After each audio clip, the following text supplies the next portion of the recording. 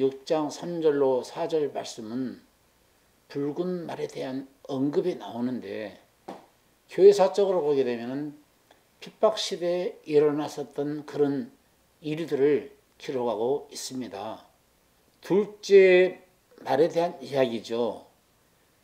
일곱째 인 중에서 일곱째 인재앙이 끝나면 일곱 나팔재앙이 언급되고 나팔재앙이 끝나면 일곱 대접재앙이 언급이 됩니다. 그런데 인재앙이나 나팔재앙이나 대접재앙은 모두 소아시아 일곱 교회와 일곱 별들에 대한 말씀이라고 하는 것을 먼저 염두에 두시고 말씀을 대한다면 쉽게 이해할 수가 있을 것입니다. 계시록 기록 목적은 계시록 1장 20절에 보니까 내가 본 것은 오른손에 일곱 별의 비밀과 일곱 금촛대라. 일곱 별은 일곱 교회의 사다요 일곱 촛대는 일곱 교회니라. 그러니까 일곱 별에 대한 이야기요 일곱 교회에 대한 이야기라고 하는 것을 한시라도 잊어서는 안 됩니다. 첫째 인을 떼실 때는 흰말이 언급이 되어 있었죠. 흰말은 계시록 6장 1절로 2절을 언급되어 있는데 AD 33년서부터 100년까지 교회 시대에 대한 이야기고, 그리고 둘째 말은 AD 둘째 인을 뗄 때 붉은 말이 언급되는데 이 시대는 AD 100년서부터 콘스탄티누스가 기독교를 국교로 선포하고 난 이후에 아주 극도로 타락한 시대로 이어졌거든요. 그러니까 AD 100년서부터 312년, 313년까지 콘스탄티누스가 기독교를 국교로 선포하는 시대까지를 말한다라고 생각하면 쉽게 이해할 수가 있을 것입니다. 물론 첫째 인을 떼고 둘째 인과 다섯째 인까지는 역사적으로 다 이루어졌지만 성경은 1차적으로 이루어졌다 한다 하더라도 이중적인 애언이 들어있기 때문에 앞으로 이루어질 일에 대한 말씀이 또 앞으로 이루어질 말씀들이 예언되었다라고 생각하시면 될 것입니다. 자, 첫째, 인재앙은 흰말에 대한 이야기였는데 흰말은 제가 복음을 상징한다고 했잖아요. 흰말을 많은 사람들이 적그리스도 표현하기도 하고 예수 그리스도로 표현하기도 합니다만은 그렇지 않고 상징으로 풀어야 되는데 복음으로 풀어야 하는 것입니다. 근데 보통 말이 등장할 때는 전쟁터에서 전쟁을 한다거나 경주장에서 경주하기 위해서 등장하는데 오늘 본문의 둘째 인을 뗄 때에 붉은 말의 등장은 이상할 만큼 땅에서 화평을 제거하기 위해서 나타났다는 거예요. 무슨 말입니까? 이 말탄자가 허락을 받아서 땅에서 화평을 제어 버리고 죽이기 위해서 큰 칼을 받았다는 거예요. 그러니까 이 붉은 말에 대한 이야기를 영문 성경에 보니까 Then another horse came out이라는 말이 나오는데 백말 다음에는 붉은 말이 나왔다는 얘기죠. 이 붉은 말을 그래서 불타는 성질이 급한 말, 그런 붉은 말이 등장하고 있습니다. Each liar was given power. 그러니까 이 라이언은, 이 선수는, 말탄자는 was given power. 그러니까 뭔가 무한한 힘을 받았다는 거예요. 무한한 힘을 누구로 하여금 받았는지 몰라도 이루 말할 수 없는 어떤 파워, 힘을 가졌다는 거예요. 어떤 힘이냐 하니까 사람을 죽일 수 있는 그런 힘을 가졌다는 거예요. 어떤 자, 마음의 평화를 가진 사람들의 평화를 뺏기 위해서 화평을 뺏기 위한 이루 말할 수 없는 힘을 누구로부터 받았다는 거예요.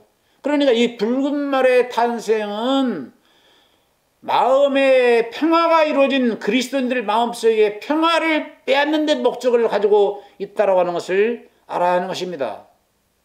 To take away peace from the earth란 말이다. From the earth. 그러니까 땅에서 평화를 빼앗기 위해서 I got a big life to kill a person. 그러니까 큰 칼을 받았는데 평화를 가진 사람들을 죽이기 위해서 큰 칼을 받았다는 거예요. 그렇게 기록하고 있어요. 본문에.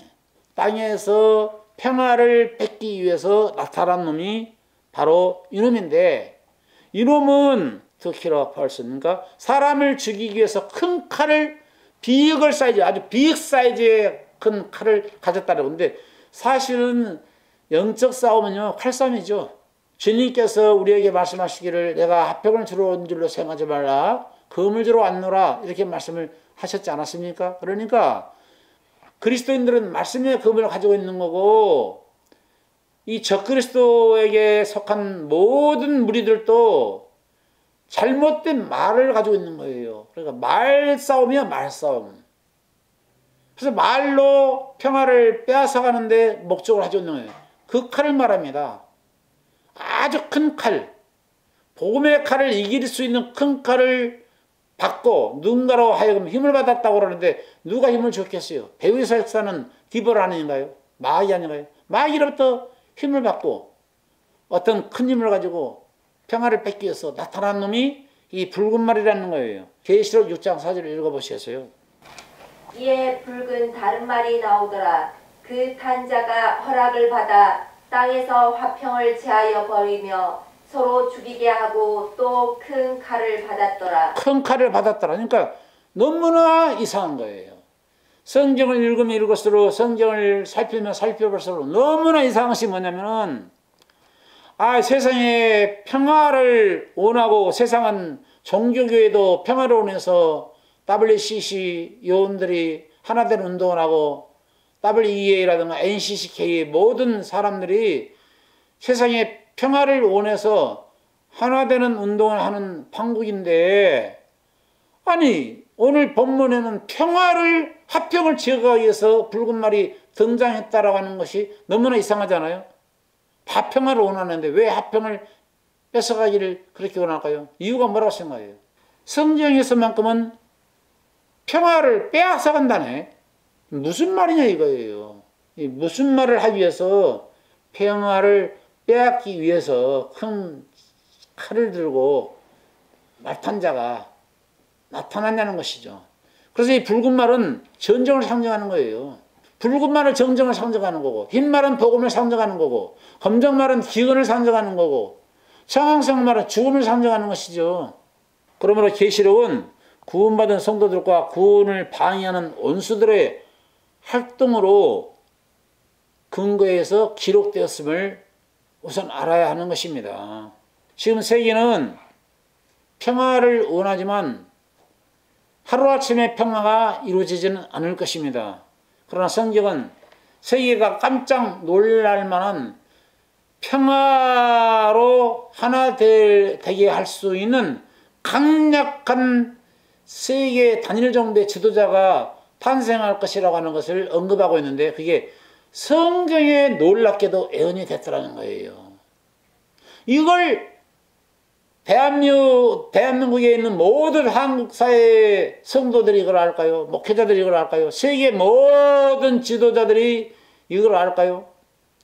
성경에 강력한 평화의 왕이 앞으로 나타나게 될 것이 예언이 되어 있는데, 누가 평화의 왕으로 등장할까요? 그걸 밝혀낼 수만 있다면, 그리고 그걸 말할 수만 있다면 그 자는 복음주의자입니다. 하나님의 말씀을 바로 알고, 바로 옳게 알고 옳게 해석하는 사람이죠. 참 성경 공부가 조만간에 이 놀라운 비밀을 밝혀드릴 것입니다. 기대하셔도 좋습니다. 깜짝 놀랄 만한 일이에요, 이거. 어떻게 2000년 전부터 사도 요한이가 이걸 알았을까? 어떻게 창세기에서부터 이 비밀이 소개가 됐을까? 하고 놀라시게 될 겁니다. 계시록 6장 3절 한번 읽어보시겠어요? 둘째 인을 떼실 때에 내가 들으니 둘째 생물이 말하되 오라 하더니 이에 붉은 다른 말이 나오더라. 그 탄 자가 허락을 받아 허락받았어요. 허락을 받아. 그 다음에 땅에서 화평을 제하여 버리려고 서로 죽이게 하고 큰 칼을 받았더라. 보세요. 땅에서 화평을 제하려 버리려고 큰 칼을 받았다는 거예요. 붉은 말의 특징은 전쟁을 통해서 어떤 영토를 빼앗는 전쟁이 아니고 전쟁을 통해서 어떤 경제적으로 어떤 이익권을 챙기는 그런 전쟁이 아니고 화평을 빼앗는 전쟁이라니까. 이게 말이 되냐 이거예요. 화평을 빼앗는 전쟁. 앞으로 미국과 중국은, 지금 미국과 중국은 경제전쟁이죠. 야단 법석을 떨고 있는데 결국 평화라는 이름으로 단일 정부가 들어서게 될 때 세계의 위대한 세계적 지도자, 그러니까 세계적 단일 정부의 왕 앞에 미국도 그리고 중국도 전 세계 나라도 미국 기독교인이 트럼프를 대통령으로 만든 거예요. 힐러리가 될 줄 다 알았어요. 꿈에도 모르는 사람이 어느 날 갑자기 나타나는데 그분이 바로 트럼프예요. 그런데 그분이 나타나서 큰 일을 해냈잖아요. 예루살렘은 이스라엘의 수도라고 선포를 해버렸지 않았습니까? 대단한 고레스 왕처럼 말이에요. 큰 일을 했지 않았습니까? 큰 일을 했기 때문에 이제 역사의 뒤안길로 이제 사라질 때가 되셨죠. 큰 일을 이뤘기 때문에. 그런데 이 모든 국가들이 단일 정부 평화의 왕 앞에 굴복을 한다니까. 그런데 중요한 것은 평화의 왕한테 굴복을 하는데 유대인이 협조해주지 않으면 평화의 왕이 될 수가 없어요. 유대인들한테 이 평화의 왕이 인정을 받아야 돼요. 유대인들한테, 이스라엘 백성들한테, 유대인들한테 평화의 왕이 인정을 받고 유대인들이 메시아이신, 진짜 메시아신 예수 그리스도를 배척하고 받아들이지 않았고 지금도 메시아 되신 예수 그리스도를 선지자 중에 한 사람으로 알고 있고 지금도 그들은 메시아가 오기를 바라고 있는데 평화의 왕이 나타날 때 이 평화의 왕을 우리가 기다렸던 구약에 예언된 메시아다라고 받아들일 확률이 99%예요. 그러니까 유대인들한테 인정을 받으려면 어떻게 해야 돼요? 유대인들한테 인정을 받기 위해서는 유대인들에게 이름 말할 수 없는 어드밴테이지를 주는 것이죠. 평화의 왕이. 그래서 유대인들한테 인정을 받고 평화의 왕으로 등장할 인물이 예언이 됐다는 거예요. 성경에. 예언이 됐기 때문에 유대인들이 그를 평화의 왕으로 받아들이고 구세주로 받아들이고 메시아로 받아들이면서 전 세계 단일 정부가 이루어지는 것이죠. 이게 예언이 됐다니까. 성경에 예언된 분이 아니면은 유대인들이 받아들일 이유가 없어요. 근데 성경에 예언이 됐기 때문에 이 적그리스도가 평화의 왕으로 등장한다는 것이죠. 이 모든 세계가 평화의 왕 앞에 적그리스도 앞에 다 굴복하게끔 돼 있어요. 그게 성경적입니다. 이 비밀을 캐내는데 계시록 6장이 꼭 필요해요. 이거 인재양. 이거 알아야 돼요. 많은 사람들이 인재양을 모르고 있습니다. 오늘 본문에 붉은 말은 화평을 제거하는 사명을 가지고 나타났습니다. 여러분 무슨 뜻입니까? 평화를 뺏을 목적을 가지고 나타나는 놈이 붉은 말이라는 거예요. 여러분 예수님은 이 땅에 오신 목적이 무엇입니까? 예수님이 이 땅에 오신 목적은 하루의 죄를 제거해 버리시고 믿는 자 마음속에 평화를 주시기 위해서 오신 거예요. 그런데 마귀는 그리스도의 마음속에 평화를 빼앗는 데 목적을 가지고 있다는 것이죠. I will remove the sin. 그러니까 죄를 없앨 것이다. 예수가 죄를 없앨 것이다. Of this land in a single day. 하루에 죄를 없앨 것이다. 이게 성경에 예언이 됐는데 하루에 죄를 없애야 돼요. 하루에 죄를 없앤다는 말을 다음 시간에 제가 정확하게 해석을 해드리겠는데 하루에 죄를 없애지 않으면 안 돼요. 왜냐하면 하루에 죄를 없애야지, 하루에 죄를 없애지 않냐고 이틀이 간다든지 3일이 간다든지 일주일이 간다든지 하면은 그 중간에 죽어버리면 어떻게 됩니까? 그 중간에 죄가 있는 상태로 죄 문제를 해결하지 못한 상태에서 죽어버리게 된다라고 하면 어떻게 되겠어요? 사망이지 않겠습니까? For the wages of sin is death. 그러니까 죄사건 사망이니까 바로 죽음으로 하게 되는 것이고, if you don't solve the problem of the sin, 그러니까 만약에 예수께서 죄 문제를 해결하지 않으시게 되면은, 하루의 죄를 해결하지 않으시게 되면은 that will come the beginning of pain.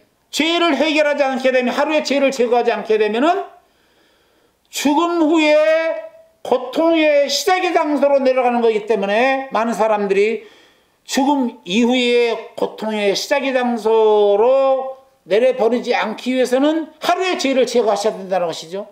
그래서 스가랴 3장 9절에 그 말이 읽어보세요. 만군의 여호와가 말하노라. 내가 너 여호수 앞에 세운 돌을 보라. 한 돌에 7 눈이 있느니라. 7 눈을 가지신 예수를 말합니다. 네. 내가 새길 것을 새기며 이 땅의 죄악을 하루에 제하리라. 이 땅의 죄악을 하루에 제하리라. Of this land in a single day. 그러니까 하루의 죄를 없앨 것이다. 하루의 죄를 없애지 않으면 안 되는 거예요. 하루의 죄를 없애고 믿는 자 마음속에 주님이 평화를 심으러 오셨어요. 근데 그 평화를 뺏겠다는 거예요. 마귀가.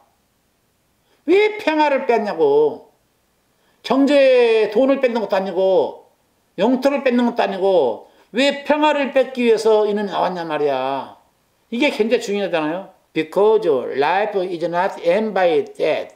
There will be the judgment after death. 죽음 후 심판이 있기 때문에 하루의 죄를 사하셔야 한다는 것이죠. 그래서 하루의 죄를 사하셨다는 것입니다. He solved the sin by the death of the cross. 십자가에서. 그는 십자가에서 죽음을 통해서 죄를 해결을 하신 것입니다. 이 예언대로. 예수께서 십자가의 죽음에서 죽음을 통해서 죄를 단번 사건으로 완벽하게 해결을 하셨습니다. 그래서 He settled all of our sins. 그는 우리의 모든 죄를 해결을 하셨다라고 말씀하고 있습니다.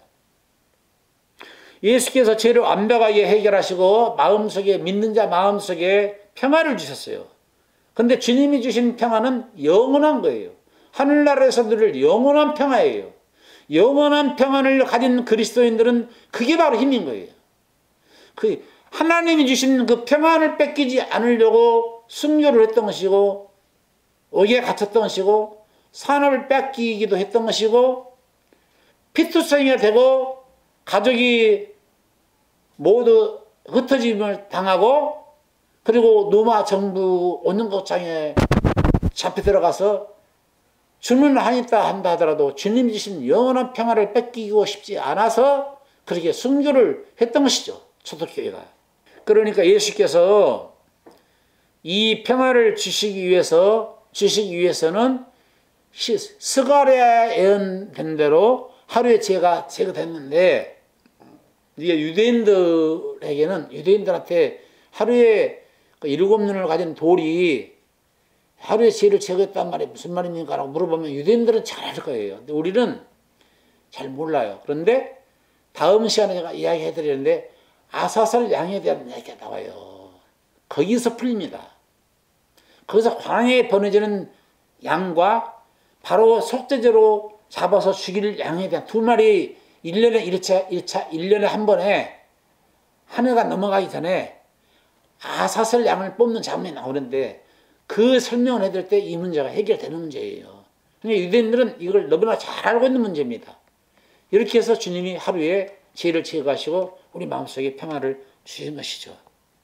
왜 마귀가 믿는 자 마음속에 세상은 다 평화를 원하는데 자기가 원하는 바가 평화인데 그래서 평화의 왕으로 등장할 놈이 왜 평화를 없애기 위해서 전쟁을 치르는가? 그러니까 let's take away peace. 그러니까 야 뺏어라 평화를 명령해가지고 그 명령을 받들고 평화를 뺏는 거 아닙니까? 왜 그럴까? 가만히 생각해 보세요. 여러분 알겠어요? 자, 제임스.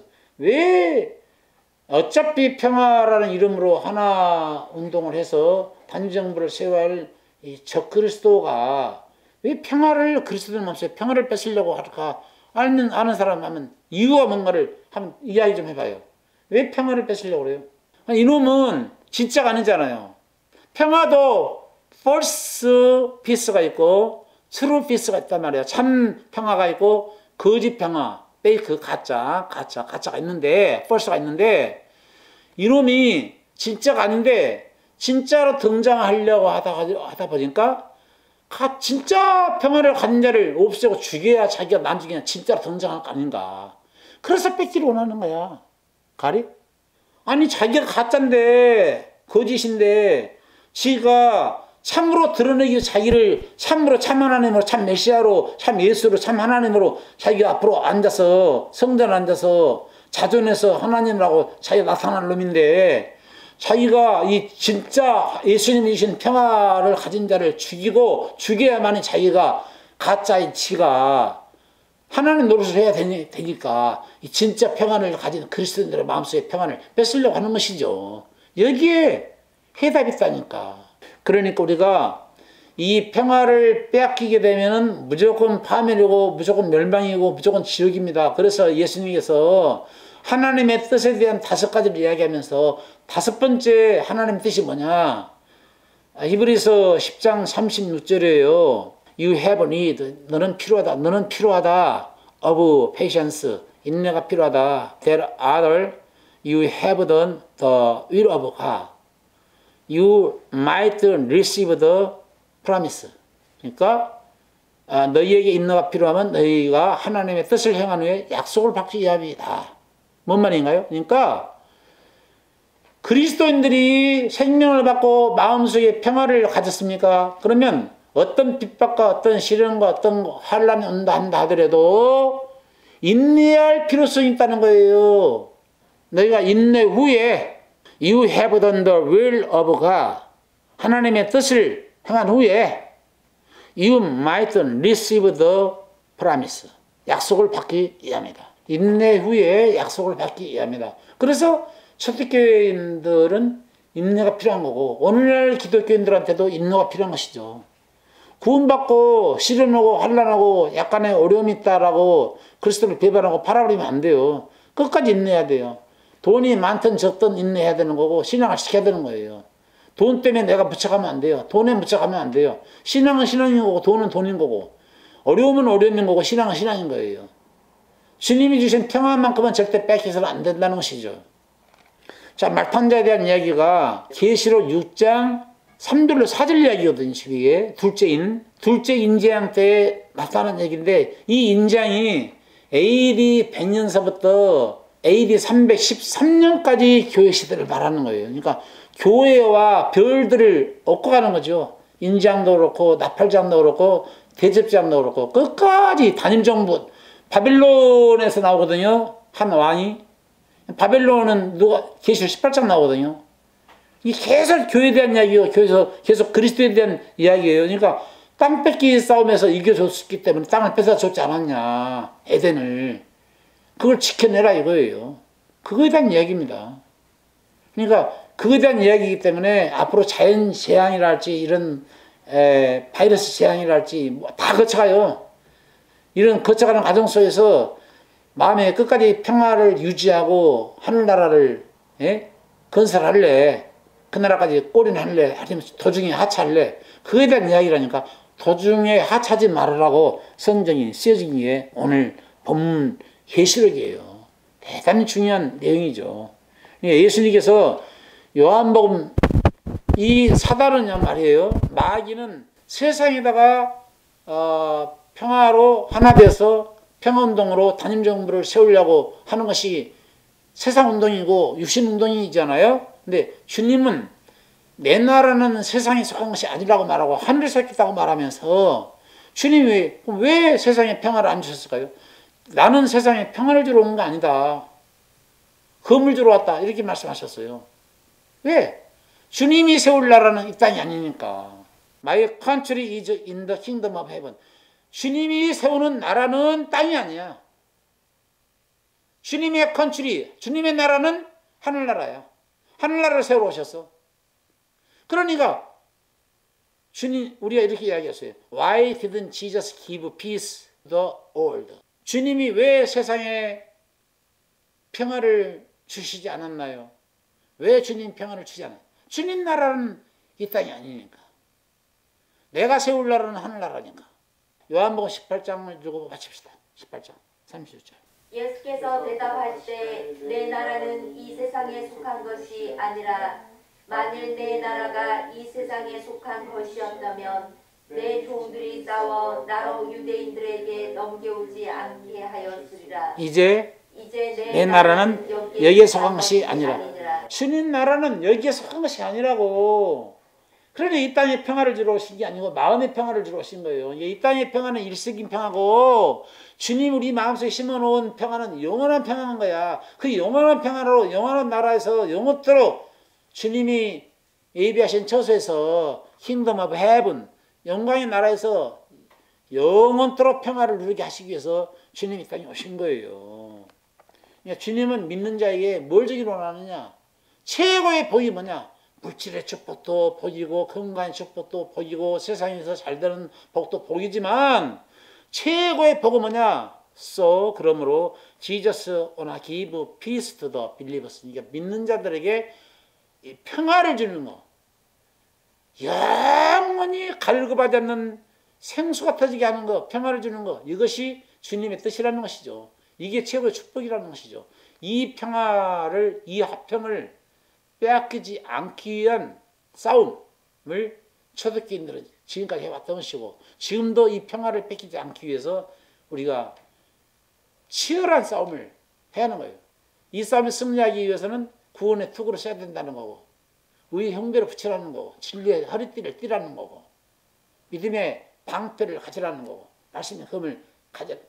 말씀의 금과 복음의 신을 신으라는 거고 무시로 강구하면서 나가라는 거 아닙니까? 이거 있어야 돼요. 우리의 싸움은 혈과 육에 대한 싸움이 아니라는 거죠. 하늘에 있는 악의 영들에 대한 싸움이라는 것이죠. 그리스도인들의 싸움이 이거예요. 칼싸움. 큰 칼. 아무리 큰 칼을 가졌다면 우리는 그 칼을 이길 수 있는 어떤 힘을 하나님부터 받았다니까. 그걸 다음 시간에 이야기해 드리겠습니다.